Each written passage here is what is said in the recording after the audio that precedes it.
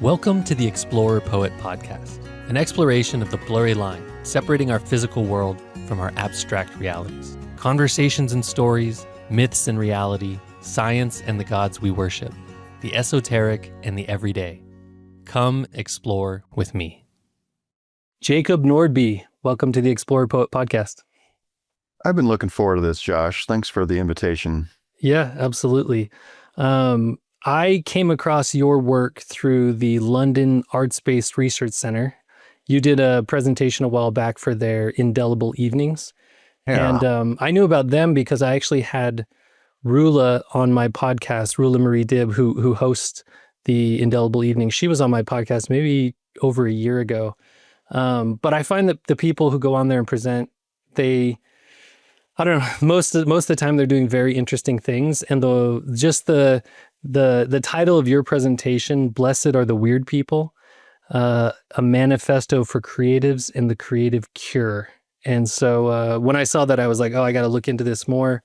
And so I'm really curious about so many things related to this. But maybe a good place to start is just kind of your background as far as your story. When did you first realize you were weird, and when did you start getting into kind of creative side of life?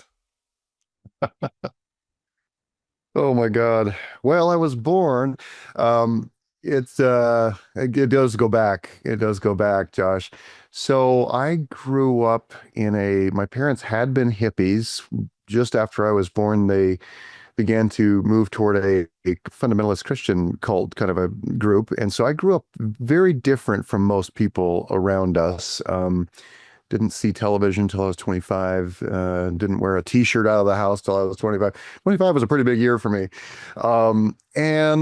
But even aside from that, so there was some environmental stuff that made me very aware that I was not, living in the usual life.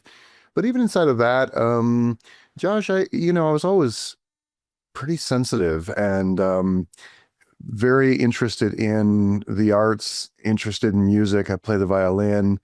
I was interested in poetry and reading, and in addition to that, also going outside and building forts in the woods and stuff. But I took a fair amount of I wouldn't necessarily say it rose to the level of bullying, but I got a lot of teasing about being kind of an oddball as a kid. So there was that. Fast forward a bunch of years, I had started a mortgage company and several other enterprises with my family, and this was 2003 through 2007, and everyone was saying, wow, you're just so successful, and I was waking up every morning feeling like I was, just coming apart at the seams at like 3 o'clock in the morning. I was stressing out, didn't even know what anxiety was, didn't know how to even put words to what was going on. And then when the financial meltdown came along, it just wiped everything out. And so I found myself at age 35 really having to start over. And I remember moved to Austin, Texas during that time with my then wife and 3 kids. And I began opening myself up to writing, Josh, which was one of my early dreams as a kid. And so I remember driving down the road one day. I was working on my first book, The Divine Arsonist, at the time, and working 3 part-time jobs, including one in a cigar lounge. And anyway, I was driving along and I was just feeling like, wow, I wonder if I'll ever find my footing in this world again, and the words, blessed are the weird people, the poets, misfits, mystics, painters, heretics, troubadours, for they teach us to see the world through different eyes. I started to have that coming in. So I pulled over and found an envelope under the seat and literally wrote that down. And I was really surprised when I shared it. I put it on a little graphic and shared it on social media the next day, I think. And I just couldn't believe the response it got. It just got, and it kept going and going. So eventually I wrote that book. That was my second book, Blessed Are the Weird People. Okay. Very, very cool. There's like a big part of me that wants to dive into your background a little bit more, simply because I share a very similar background. Oh, really? Yeah. So I grew up in the LDS church, or the Mormon church. And it's pretty mainstream at this point, particularly, most of the members are pretty mainstream. But the way that I grew up, this was back in the 80s and 90s. Yeah. My parents homeschooled us in the countryside in Northern California. And Wow. so, I mean, we watched TV, but it was always like very censored by my parents. Yeah. But it was less about, we didn't have exposure to so many things because we were homeschooled. And then the only people that we interacted with were kids from church on Sundays.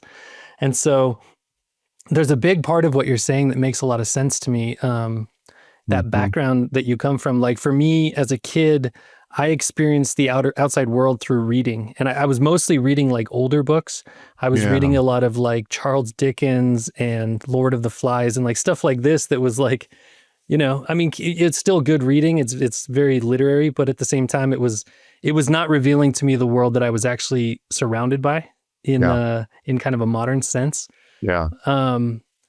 And then also I also grew up and stayed in the religion, and I ended up also going into business and starting a business, and which has been successful. It's been great. But I didn't last very long as like I was the founding CEO, but I didn't last very long because I was having my own kind of emotional turmoil, my inability to like.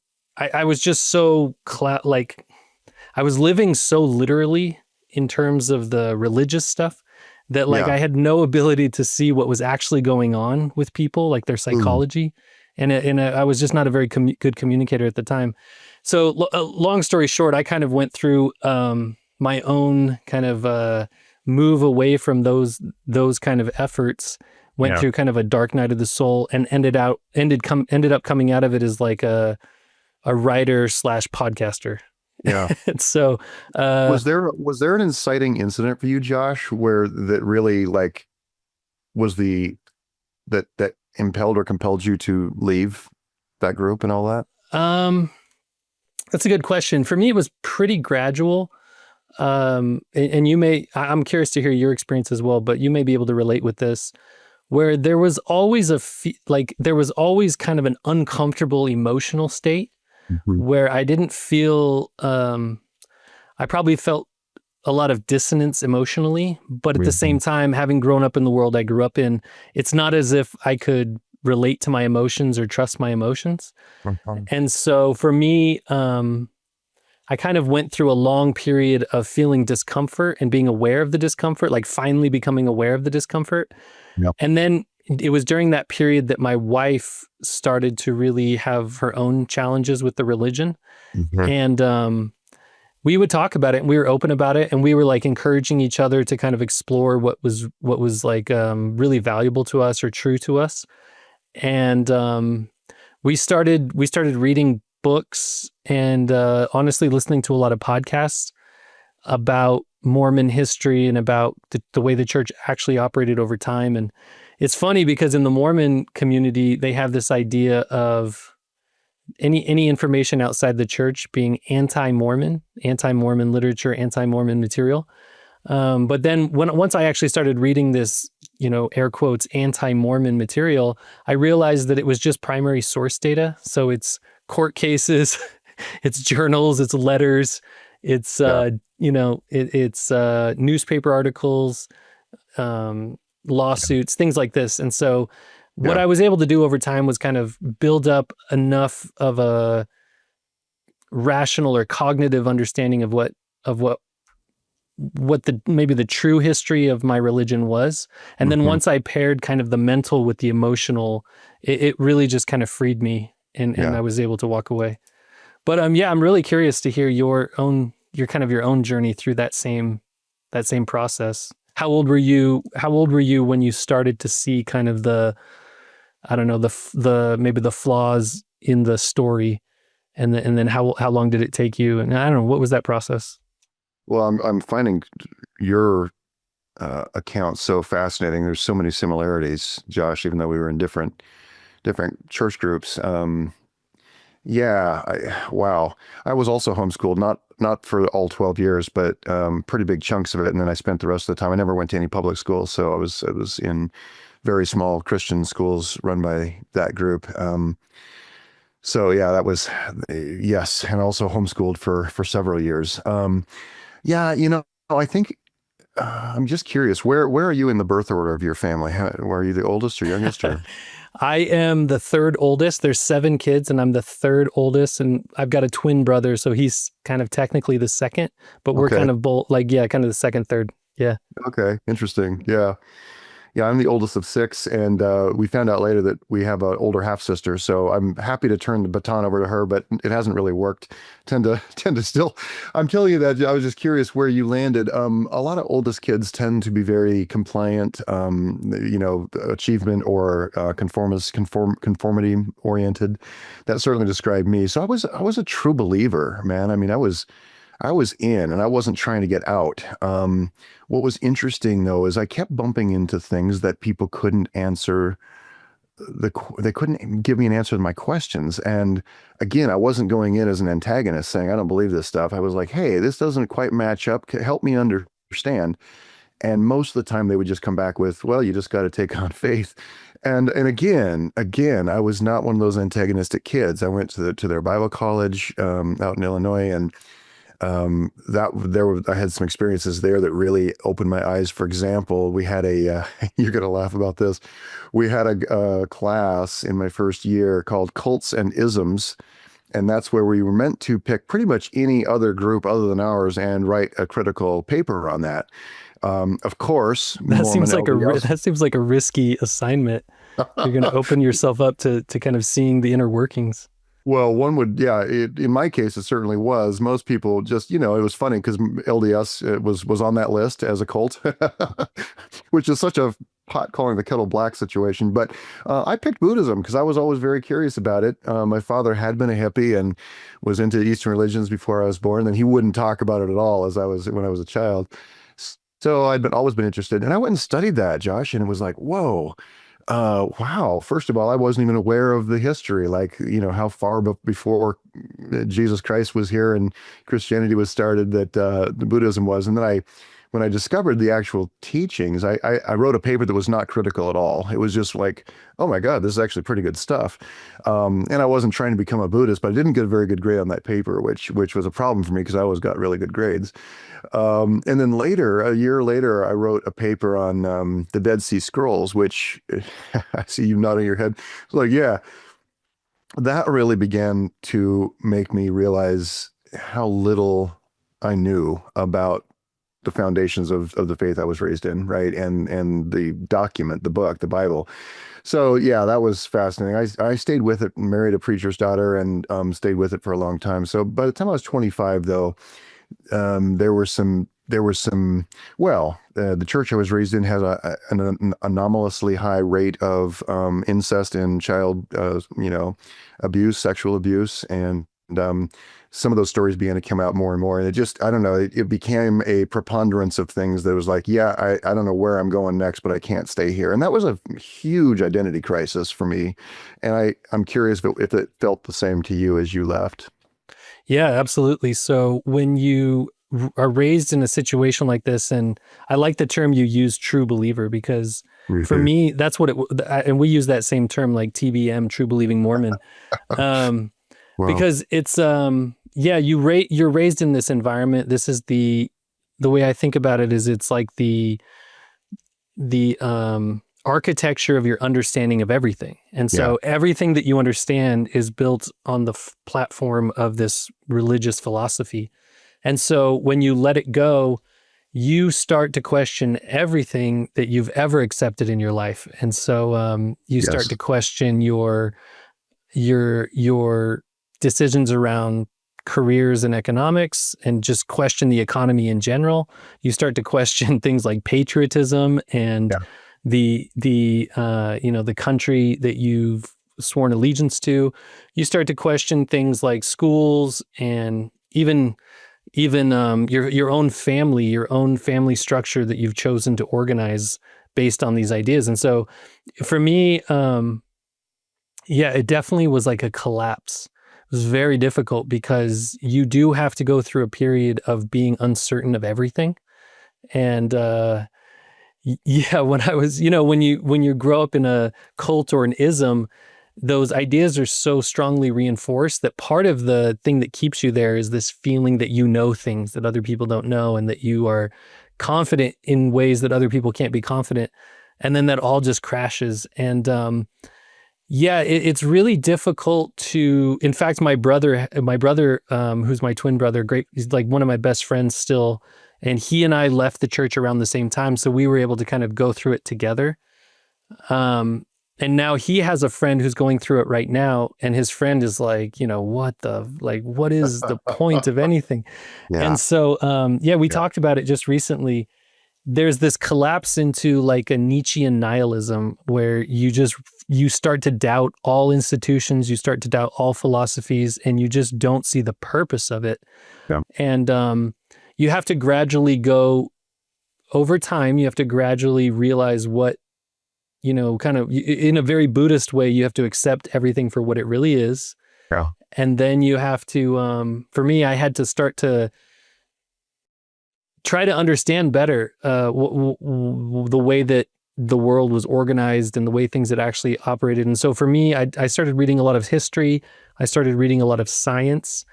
And then eventually I landed on Joseph Campbell and Carl Jung and a lot of depth psychology. And that stuff just really helped me understand what the heck was going on. And so gradually you figure out that nihilism is not a solution. It's not going to make you happy. You almost have to decide that, hey, I'm going to be alive, so I might as well enjoy my life and be happy. And so you have to start working towards things that you enjoy and that make you feel good. But that's like a really short summary of like years of torture, like self-torture. Yeah. But I'm curious, like for you in that process, who were your inspirations? What did you discover? Like what are some of the philosophies that you came to lean on, or just some, I don't know, I have a lot of little axioms that I've come up with that help me, but I'm curious what those are for you. Yeah. Well, I was laughing earlier when you mentioned Joseph Campbell and Carl Jung. Joseph Campbell probably saved my sanity at a certain point, is how it felt for sure. Yeah, his, Here with a Thousand Faces landed in my lap. I had moved to Austin, and I'd been out of the church group for about a decade by then, Josh, but there were still some remnants of things I was trying to let go of that were still pretty deep in there, such as original sin, just some of those things. And so, yeah, Joseph Campbell really helped me. His phrase, literalism is idolatry, made a huge difference for me. And it also helped me because he wasn't suggesting that we had to completely do away with the value of the Bible or anything. He was just putting it more in context. I found that really helpful. What's his name? Man's Search for Meaning. His book landed with me, and I had had my entire life turned upside down, so I was really feeling like I was suffering. And reading that book helped me put that in context. It's like, all right, look, I feel like I'm in the bare wire of existence right now because I've lost my house and things, but I was still living in a house. It was a rental, much smaller, and so I began to just compare, even though I try to get people when I'm working with them not to compare their trauma or their situation to others as a way of reducing its impact or whatever, but or explain it away. But it did help me make some choices, Josh, like, all right, I'm not in a concentration camp. I do have agency. I can begin to make choices, even though I feel devastated right now. So that was one that helped me immensely. I really came to Jung kind of in a circular fashion. I just kept reading people who were quoting him and eventually started reading his work. So yeah, some of those. Eric Fromm was another really good one for me. Have you ever read Robert Anton Wilson's book, Prometheus Rising? Has that crossed your path? No. That's a fascinating one. That one helped me feel like, he was a contemporary of Timothy Leary, and just a kind of a wild man, this guy. But his book, Prometheus Rising, really kind of gave me a better sense of human development, in terms of how our norms and customs, for example, the framework, everything you mentioned as you were coming out of your religious experience, and very similar to what I experienced.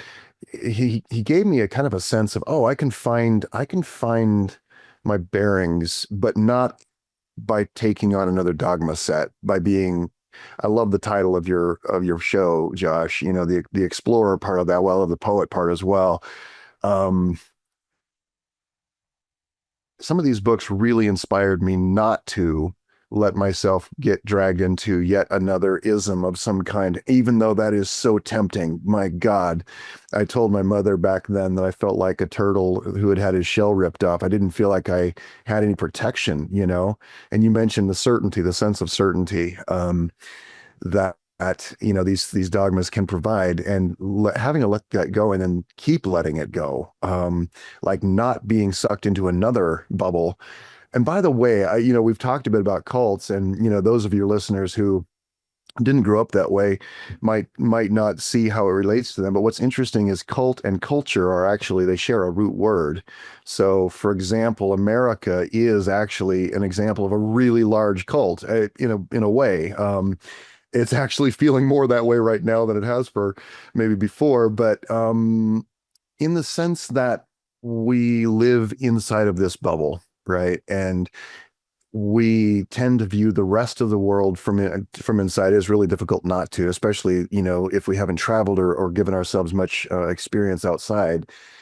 So I find it fascinating that right now, a lot of people are actually going through in a similar fashion to what you and I did coming out of the church. Many people are experiencing some of that dissolution and deconstruction, even though it might not be connected to their religion. I'm curious if you have any thoughts about that. Oh, I think about this stuff all the time. So yeah, the way that the way that you summed it up, cult and culture, they have the same root word. Yeah. My definition of culture is of cults is so much broader than what most people would consider a cult. Yeah. And so I feel very fortunate in the same way to have come out of my religion and not jumped back into another one. Including your example of politics, where I just sit back and I see both the left and the right and their cult-like behavior, their so the way that the Joseph Campbell talks a lot about this as well, like reading. So Campbell's book, the Masks of or the Hero with 1,000 Faces, is a great book. It's like it's what he's really well known for. Yeah. But he's also got this great series that I talk about all the time on this podcast called The Masks of God. It's it's a 4-part series where he basically goes through the evolution of cults, of culture throughout all of time. And so he starts in what does he call it? Prehistoric or like kind of ancient, primitive is what he calls it. So primitive myths. And then he goes into the Eastern myths. Then he goes into the Occidental or Western myths. And then he finishes with the creative myths, which is like more of our modern time novels, and you know, the kind of the stuff you probably deal with, like novels and art and whatnot, as like the continuation of the evolution of our myths. Yeah. But one thing that Joseph Campbell did for me as well, because you were saying that he doesn't show that it's not like he comes out and says we have to throw away the myths. What he's doing is showing us what the myths actually are. Yeah. And so he talks about the 4 ways of reading stories or reading myths, literally, allegorically, morally, and then the 4th one is kind of mystically or psychologically. And it's really easy for us as humans. I think we're almost programmed to do it. It's really easy for us to literalize our stories, literalize our myths. But when you take a step back and you look at them not from a literal perspective, not as some, you know, when you don't think of God and Jesus and Satan as literal beings that exist in this physical world with us, and you can start to internalize kind of the psychology of what it means to represent the world in that way, you start to kind of see more how your own psyche is operating, how the collective that you're a part of is operating. And then it becomes really powerful, actually. One lecture series that really helped me kind of figure this idea out way back when, this was years ago, was Jordan Peterson. So Jordan Peterson is, it's funny because he's often maligned politically, or like he kind of plays in that political field a little bit. But really where he came from was he was a Jungian psychologist, a practicing depth psychologist, and also a lecturer. And he gave these great lectures, and you could probably find them online still. But he gave one about Pinocchio, and he gave another one about the Garden of Eden.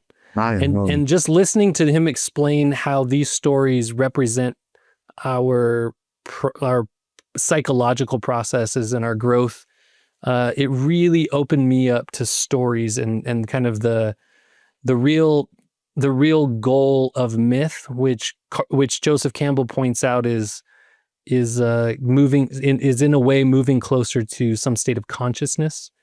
And, the more that we can internalize the myths and live them out psychologically, the more we become conscious. Another way of saying that is that the less we literalize and the more we kind of see the psychological power of the myths, the more we grow up, the more we mature, the more as turtles we have to take off our shell and go live in the real world. True. Okay, let's play with this for a minute. So we're living at what I feel is kind of the tail end of the industrial era, the Industrial Revolution era, which has given us so many gifts, and as we entered that era, Josh, we began to conform our pretty much everything, including our psychology, to the needs of this very conformist, very predictable, linear world. And that included, it's not an accident that it happened at about the time that Descartes, it began to really, this kicked off this whole process for humanity of questioning the myths, of questioning the dogmas, of needing the scientific method, right? And so when you look at that, have you ever watched the movie The Professor and the Madman by any chance? No, I don't think I know that one. All right, so that's Sean Penn and Mel Gibson. It's basically the time during which the Oxford English Dictionary was being formed. And I found it fascinating because it was a great story, but also because it was like, oh my God, look how even our linguistics, even our language, Josh, had to be made conformist. It had to fit. It had to be predictable. So now we have these hierarchies, based on who's using the commas or the hyphens properly or the apostrophes, which I'm a bit snobbish when it comes to spelling and things, but I've just noticed myself like, oh my God. Yeah. Before we standardized everything, language was much more free flowing. There was very little judgment about, somebody who might spell this word and this person would spell it differently, but you could still recognize it as a word. I'm bringing that up because here we are at a point, as I see it, in our history, and this is not just American history, this is world history now, where I feel like we're actually beginning to question the previously unquestioned value of more is better, faster is better, more complex is better. Everybody who's rolling in now wanting to build a unicorn company and change the world, I use my air quotes there.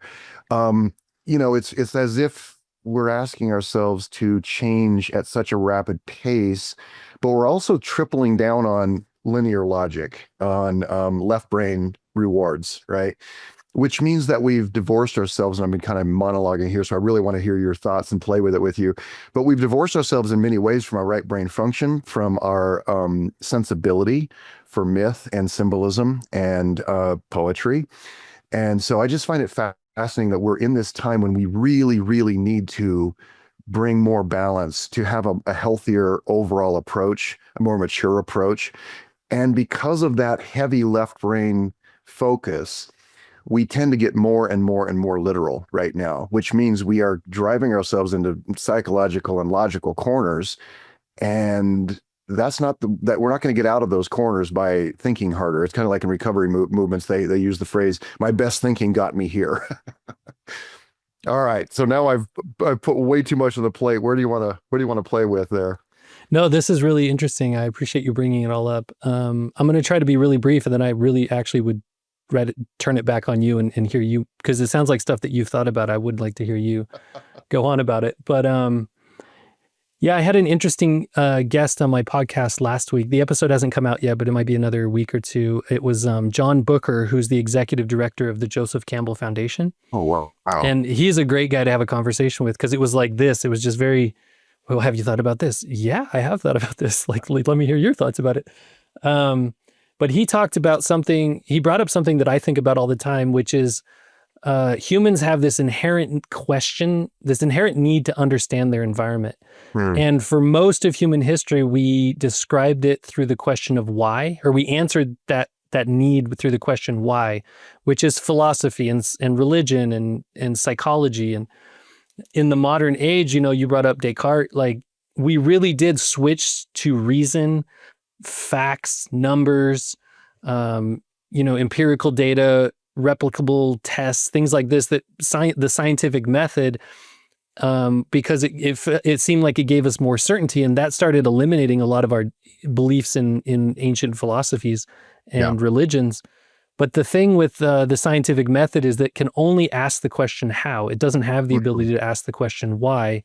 And there's something about the way that we are adapted to our environment, or the way that human beings exist in multiple realms, or like there's something about like our soul, the ability to recognize our connection with everything, but feel that maybe we're not always, that there is an inherent need for us to understand our environment. But I think inherent to us also is that we want to understand it through the question why as well as how.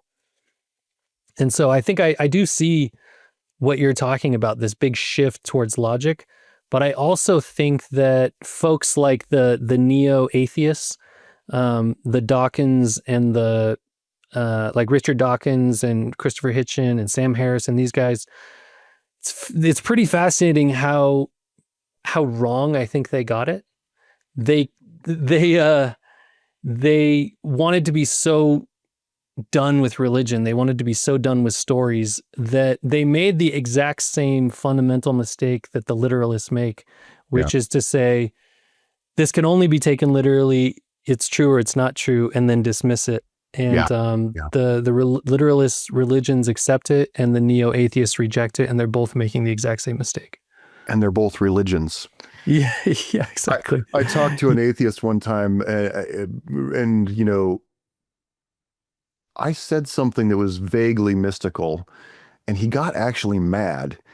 I mean, he was really activated, and he's like, there is no proof of any sentient thought form, blah, blah, blah, outside of human experience or whatever. And I was surprised by that, because I definitely wasn't trying to sell him on the idea of a God, Josh, of any kind, because I don't hold that belief, but I'm definitely not atheist.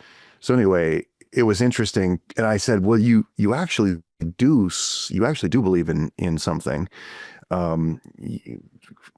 Religious people or Christians believe in God, a very specific God. You believe in no God. So you still worship something. It's called no God.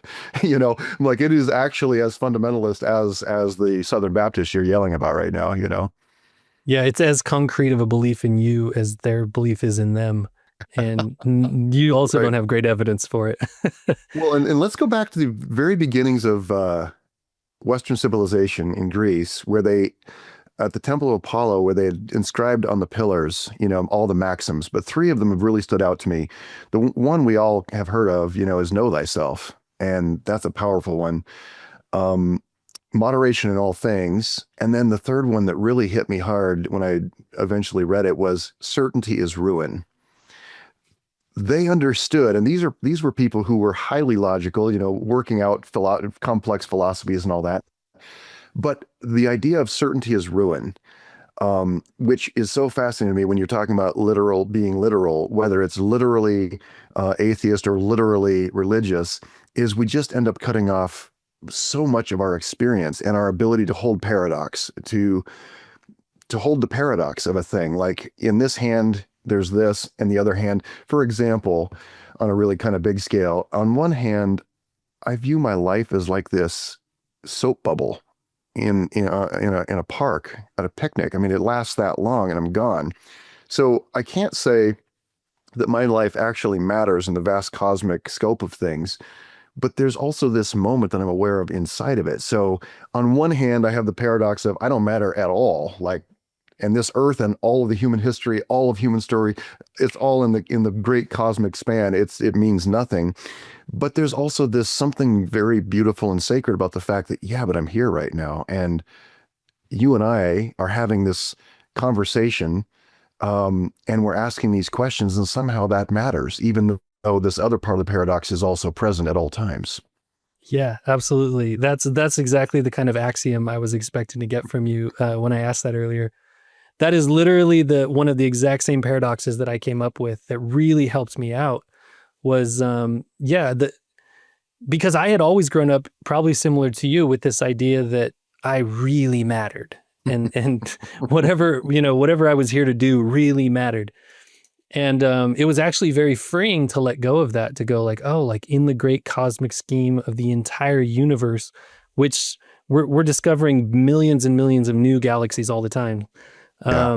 I am not that critical. I'm not that important, which is freeing, but there's a little bit of fear there as well. Like, oh, but then to flip it around, just like you said, I really matter to myself, and I really matter to my wife, and I really matter to my kids. I really matter to my friends. Yeah.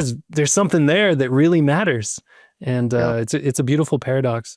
And I think that paradox is this thing that separates children from adults. And if you really think about the literalization of, or the certainty of religion, of political beliefs, of accepting the science, Mhm. the certainty that comes with it is a childlike need, because children, the way I understand it, or the way I kind of think about it, is children are vulnerable to a degree that adults are not vulnerable in an environment. And Mhm. so what they crave, what they need is certainty, so that Right. they know exactly what to do, what is safe, what is unsafe.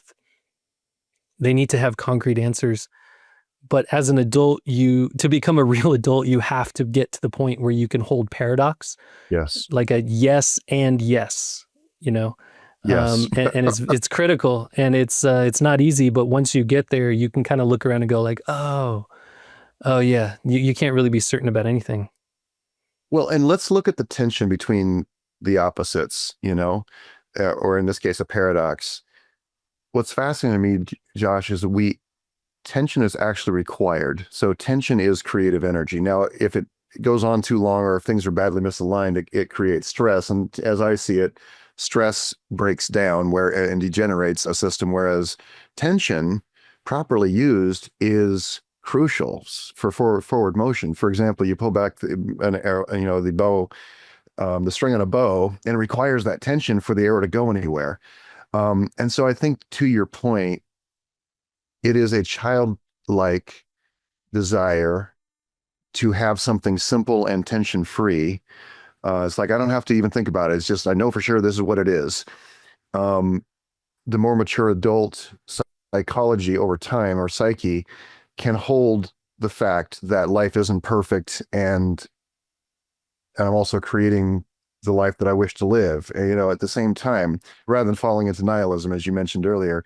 So yeah, I think it is a sign of greater maturity. And I think that I wobble in and out of that maturity at times, not always holding that.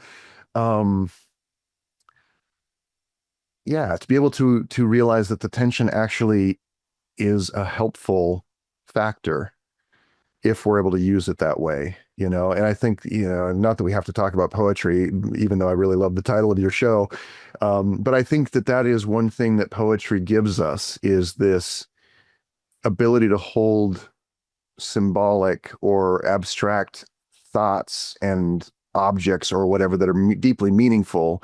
I noticed that Andrea Gibson died yesterday. I don't know if you saw that. They No. were the ones. Yeah, they wrote that gorgeous poem Tincture, and so many others, and yeah, really, really beloved. And when Mary Oliver died a number of years ago, I didn't feel any sorrow at all. I was just felt so grateful that she had been here, and that she left behind so much beautiful poetry. For some reason, Andrea's Gibson death actually made me feel more emotional. And I loved their well, Tincture, that poem. It's like, when the soul leaves the body, what would the soul miss about the human experience? Even the bruises and the difficulties and the wrinkles on the back of the hand and things. Andrea Gibson had this ability to bring focus to that. And I feel like that's part of where we are right now, is needing to soften our gaze a bit, we're creating enemies out of each other, out of other nations, often with our creating an enemy of ourselves, even as we're trying to navigate a landscape that is in such flux. And Josh, I'd love to hear your thoughts on this. In my view, one of the most difficult things about the last 30 or 40 years has been the rate of change, because change brings uncertainty. Uncertainty gives rise to anxiety in our nervous systems. And then we tend to then develop tunnel vision more and more, like I need to see it only this way. So the ability to settle back down, regulate our nervous systems, come down into the ventral vagal state, I love to call it the green zone. It actually allows us to experience life as be a bit more objective about it and tell ourselves the truth. I'm not in mortal danger right this minute. Even though that person over there voted for somebody I didn't like or whatever, I'm not in actual mortal danger. I don't need to hurt them, So I feel like we're in that space right now where we've just been dealing with, all of us. Any of us who's connected to the internet or has lived through the modern world in the last 30 or 40 years, we've all experienced and had to absorb a rate of change that really we're not designed, the organisms that we are not designed to metabolize that much change and do it well or gracefully. So I think we're seeing a lot of wobbliness in, all of ourselves, including me, even having such brilliant insights into it. I still get wobbly, Yeah, absolutely. Me too. I follow politics and like the news probably way more than I should. But I can easily justify it, and maybe I shouldn't, but I can easily justify it by saying, well, I got to pay attention, and I've got kids. I got to know what's coming down the pipe for my kids. Yeah. But a lot of it is, I can't remember who said this. Somebody said it. Maybe somebody tweeted it or something, and I saw it once, and I thought, oh yeah, that's kind of the answer to everything. But the whole message was simply that the world's always been crazy. The world has always been in flux, and you're right. It is going really fast right now. Yeah. But the mystics of all time, and it might have been Joseph Campbell who was saying, who was like Joseph Campbell quote, but the mystics of all time have said, all is well, all is well. And, if I can just kind of sit into that and go like, oh yeah, just like you're saying, like, oh, I'm not in mortal danger. I give the example a lot where I go to the grocery store here in Idaho. People are really friendly. I never come across anything but people saying, oh, excuse me, letting me go ahead, or I let them go ahead, or, smiling at each other. There's just friendliness, the people behind the register, just, they ask you how your day is going. It's like the real world is not nearly as scary as the online world. There might be some stuff coming, but Sure. As of right now, you're right. It is, all is well. But this might be a good segue into some of the work that you do around creativity. And it seems to me like it's around, because you wrote a book also called The Creative Cure. Mm-hmm. And so it seems to me that you've recognized in creativity a lot of power. Maybe it's about taking your own story back, or maybe that is about some healing opportunities.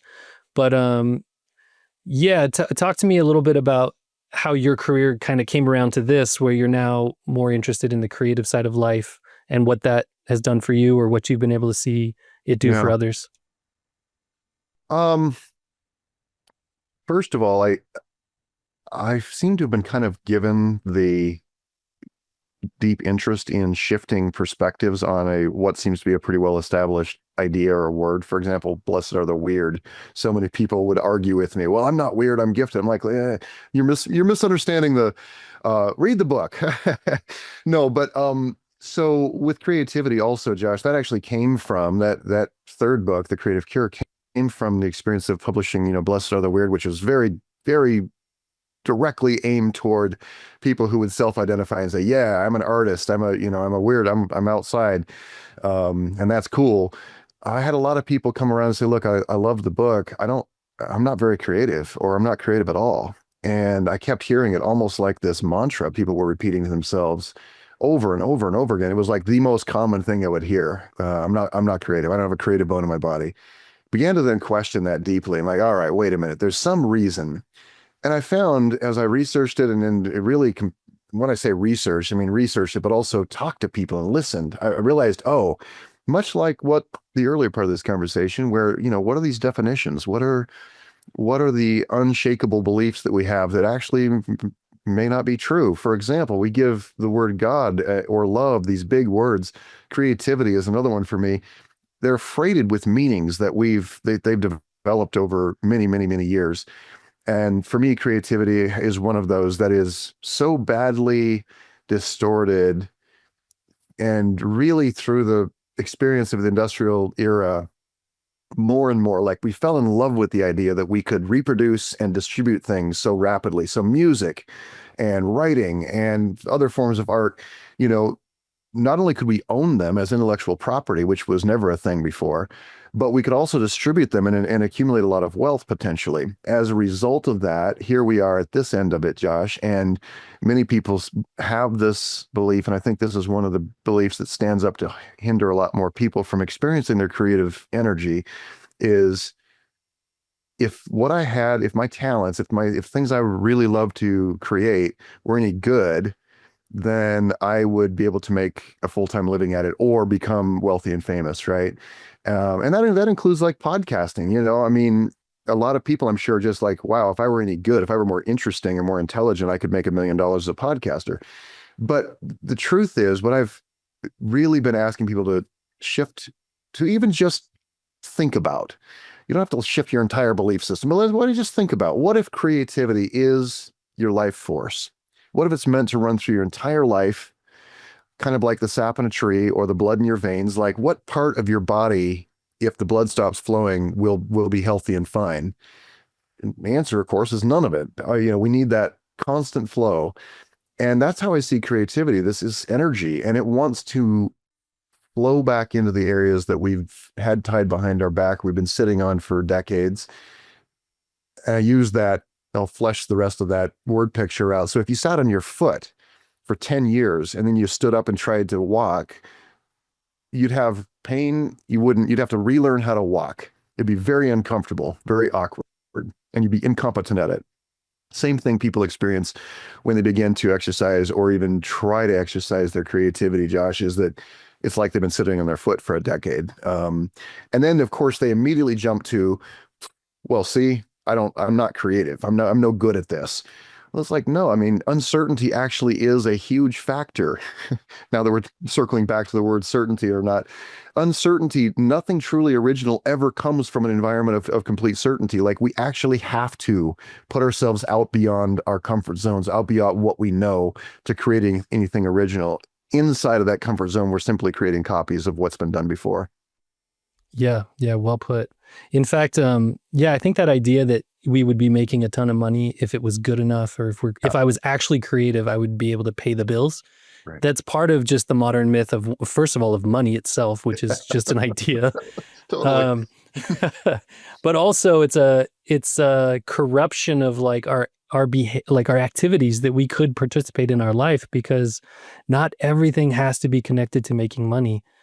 And in fact, for a lot of people, like I have friends, I have a friend in New Zealand who loves to go fishing, and he's got this great boat. And I ask him, I'm like, well, why don't you just do this? Like, why don't you just become like a chartered fisher, like guide people out on fish? And he's like, if I made money doing this, I would hate it. And my brother's the same way. My brother he's a fantastic creator. He's really good at painting, drawing. He does photography. He does woodworking. But the very idea of turning it into something that he could make money off of is kind of repulsive to him. It's like, no, then I wouldn't enjoy it. Yeah. And I totally understand that. I'm still the kind of creative person who wants to make some money off of it. But, sure. At the same time, I think that creativity it's inherent to us as humans. Yeah. Like you were saying, it's like our life spark. It's like something has to come out of us in some way, to the extent that Carl Jung talks about it as every child, when they're little, the very first time that they're able to go the bathroom in the toilet and they leave something in the toilet, they stand up and they look down on it with such pride, because as a child, that's the first thing they've ever created. And it might sound silly to an adult. It might sound kind of gross to an adult, but the need for a human to create is so strong that the child's first creation It's literally shit, and they're proud of it. I Yeah, did exactly. Yeah, I did that. Yeah. And so I think that I agree with you. Everybody has the ability to create inside of them, the drive to create, but they've been stifling that voice for so long because of the outer world, because of their ego, because of, their inability to turn it into money. And then, so my final thought on this, and then I want to turn it back over to you, is creativity. If it's not really about money, if there's just this inherent drive, what's it all about? And I think that my own experience of writing books, writing stories in novel form, and I've yet to publish because I wrote one book, and I think it's really good, but it's too long. I'm just looking at the dynamics of the market, right? It's like, it's too long. It doesn't stress me out. I just go, okay, I'm going to move on to the next book. But what I gained from writing that first book, from a healing perspective, from a getting to understand my own self and my own story, and so many emotions that I was able to process, and so many experiences that I was able to integrate into my whole self, I literally feel like a different person now. And it was completely worth it if I never make a penny off of it. Yeah. Wow. I'm so glad you brought that up. And by the way, it's too long. Have you ever read David Foster Wallace? I've read a lot of books, but I guess my concern is I've never been published before, so I might sit on it. And if I actually can get some traction with another book, which I want to be a writer, so I'm going to be writing for the rest of my life. So I've got plenty of books coming. Well, and that was not an attempt to talk you into it. It's so funny to me to read books. I love that you and I are both avid readers. It's so funny to me to read a book like the Zen and the Art of Motorcycle Maintenance or David Foster Wallace's Infinite Jest and go, how did that ever work? How did that work? That shouldn't have worked. All right. So where were we? You were talking. Oh yeah. The process of the struggle itself, whether that thing sees the light of day in terms of becoming a commercial success or not, there's something about the process itself that has intrinsic value. And it's been interesting, Josh, and since you're a writer, you'll also, I'm sure have thoughts on this, but I run into people right now who are elated that they're using generative AI or whatever we are actually calling that. They're using AI to write books. And what's interesting to me is I've played around with it a bit, not to write books, but to just see what it would do. And it's pretty fascinating. It's pretty fascinating. And there are some things, for example, I might run a registration page through it and go, hey, do you have any suggestions on how to improve this? And it sometimes comes back with absolutely crazy level insight on how I can improve that page. I have no problem with that. However, when I'm trying to create something, a story or a poem or something from my heart, I really feel like there's intrinsic value in the struggle itself. And I think the key word that you used earlier is integration. I think there's something about the process of chipping this thing out, kind of like an archaeologist, in a dig that has this big shape of something under there, doesn't know what the shape is. It's going to take a long time. They're going to be out in the hot sun with, paint brushes and chisels and trying to just carefully unearth this thing, even to know what its dimensions are, and then to get to the details. And I think that's been my experience of writing books, is this process of weaving myself into life, my process of actually ingesting life, metabolizing it, and then figuring out how I can possibly give words to it in some way. I don't think, well, I know for sure, because when I've put some prompts into AI and said, do this, and it spits out a really very readable piece, I'm looking at it going, but I didn't do that. And this is not a screed against AI or for it. I'm just saying, having had that experience of, it's like, a friend of mine lives in Utah and invited me down last year, and he had bought these really expensive, really cool electronic mountain bikes. I have a very basic non-electronic one, and I had never been on one before. And we're flying up trails, Josh, that it was just like, I mean, it was amazing. It was amazing to experience that. But when I got down to the bottom, I was like, I feel empty because I didn't accomplish climbing that hill. You know, it was fun though, and I'm not taking. I'm not saying we should or shouldn't do it. It's just the deep experience of satisfaction derived from it. There is something about it. If we're having to climb the mountain called ourselves in the process of creating something, that's how I see it. It's a new mountain every time. It comes with struggle, and there is something deeply satisfying and also deeply informing about the process of the struggle itself. I'm gonna just leave an ellipsis there so you can take that wherever you want to. Yeah, I think struggle is a great word. The idea of AI, using AI to create anything, whether it's music or art or, poetry, novels, whatever it may be, to do that would be inherently money driven, economics driven. Like you're just trying to shortcut it. You're trying to get there quickly. You're trying to get the AI to figure out something that the collective is talking about online so that you can nail it really quickly. To me, that's not at all what art is about. That would be like a form of spiritual bypassing. Yeah. You're not, the artists themselves are not going to get anything out of it. In fact, it's going to trap them because they're not going to be able to process what they're supposed to be processing through their art. So we do a lot of creative stuff in our house, and my daughter, she loves to draw and paint and does all sorts of stuff. And one of the things we talk about often is how do you start the piece? How do you start writing? How do you start painting? How do you know how to start? And we talk a lot about how you really need to start from the unconscious.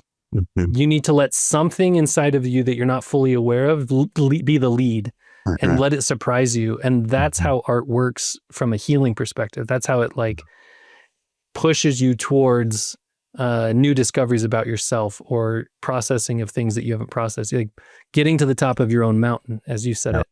And I just finished this great book by Alice Miller called Thou Shalt Not Be Aware. Alice Miller is the author of The Drama of the Gifted Child, which I just ordered because I enjoyed this other book. But she talks a little bit about creatives and trauma and creatives and neuroses. And there's this very common idea that, I listen to a lot of stand-up comedy. I love comedy. And there's this idea that like a comedian who gets healed, a comedian who heals a little bit psychologically won't be as funny, or a comedian who gets sober won't be as funny, But that's not true. Like all the comedians these days are like jacked, running marathons, doing carnivore diets, cold plunging, and they're all sober and they're bigger than they've ever been before. And in this book by Alice Miller, Thou Shalt Not Be Aware, she talks about this myth that the creative needs the neuroses. But you threw out an interesting word, struggle, and the word that she uses is suffering. And she very explicitly says that it's not about the neuroses itself. It's not about the trauma itself. It's about the willingness to go back and suffer through it again, to sit in it. And that's the healing, is like the willingness to go back and suffer through it. So when I think about writing, like I want to write books that take at least a year, maybe 2 years, maybe 3 years, because I want to write something is meaningful enough that it requires me to actually sit with it and think about it. And like, I want to write things that change me. And I think that's the real purpose of creativity in my mind. I love that. Yeah. I think that submitting to the slowing down, Josh, you grew up reading, I grew up reading. That's all I did as a kid when I wasn't outside making forts or whatever. And I discovered a few years ago, to my distress, that I was having a really hard time focusing on even reading a book. And I felt like I'd really lost something important to me. Like my attention span was so decimated. And I have this online community. And so we started doing silent readings together where once, I'm only doing it once a month right now. In the fall, I'll probably ramp that up a bit. But we get together and, these people tune in through Zoom from around the world, and we sit there and read a book, not the same book. And people don't have to even report on what they're reading. But the purpose of it is to just invest an hour where we're sitting there in the company of others, just doing nothing but reading a book. And I picked up The Painted Drum. Um, and I had shared a quotation from this book so many times. Um, and I eventually I'm like, okay, I need to go read the actual book this is from. So I picked that up on Sunday when I was leading the silent reading. I started reading this thing. And to my gratification, over the next 2 days, I just finished it right before this podcast, actually, right before this episode started. And it was 300 pages or something. And I was so grateful to just feel myself be able to slow down. And I think that right now in our world, that's one thing that we have to intentionally take our power of attention back. Take it back from being interrupted, take it back from the cortisol spiking, scrolling through headlines constantly. And I do it myself, and I can feel it when I've crossed a line where it's just like, I've read that same basic story 17 times now, but my ego brain is still wanting the next little weird cortisol snack. So let's just keep scrolling. So I just think that one thing we can do for ourselves at the moment is slow way down, do analog things. And now we're back to talking about creating, because the kind of creation you're talking about is slow. And one thing I'd love to put out there, Josh, is that as I see it, becoming who we really are is our greatest creative project. Carl Jung has said it, the privilege of a lifetime is you become who you are. We often in our culture, we think of our creativity as products, as the books we write, as the episodes we record, as whatever it is. If we could realize those are literally the fruit from the apple tree, the process of creativity, the process of remembering and discovering more of who we are, deciding who we will become, the process of becoming it's helping reveal the source of that. Like the mountain I climb that is myself, that's the true conquest. That's the true journey. What comes from that, that's how I can relate it to other people. That's how I can share the experience. And that's how I relish the experiences of others is the products that they create from that. But the true value is in us becoming who we really are. That's to me the greatest creative project. Yeah, well said. That's the alchemical gold. That's the great treasure. It's the self and becoming the self. Yeah. I think that's a great place to wrap it up. And I really appreciate you for sharing that. Jacob Nordby, if people want to find you, find your work, all the stuff that you're involved with, where should they go and what will they find? Probably jacobnordby.com. On there is one thing I love to give people, I have a creative self-journaling program, Josh, and it's free. It comes with an ebook version, audio version, and a little meditation visualization that's part of this program. They can find that at creativeselfjournal.com. And again, it's a free download. I love to invite people into using the process of the 3 questions in there to reconnect with themselves, get grounded, come back into this moment. To me, that becomes where all of this starts. As you mentioned earlier, I just loved your question to your daughter, like, where did that start? It always starts somewhere in here and usually way below the level of the conscious thought. So I know I just rambled a bit. Yeah, jacobnordby.com is probably a good place to go. Okay, awesome. Yeah, and you can find books there, and you can find this creative journaling. And well, thank you so much, Jacob. I really appreciate it, and I hope we can do it again. Well, I do too, and I don't very often have the pleasure of talking to a podcaster who's right here in my hometown, so maybe we can go and find each other for coffee pretty soon or something. Yeah, I was going to ask the same thing. I think that would be really cool. So, all right, thank you. Bye.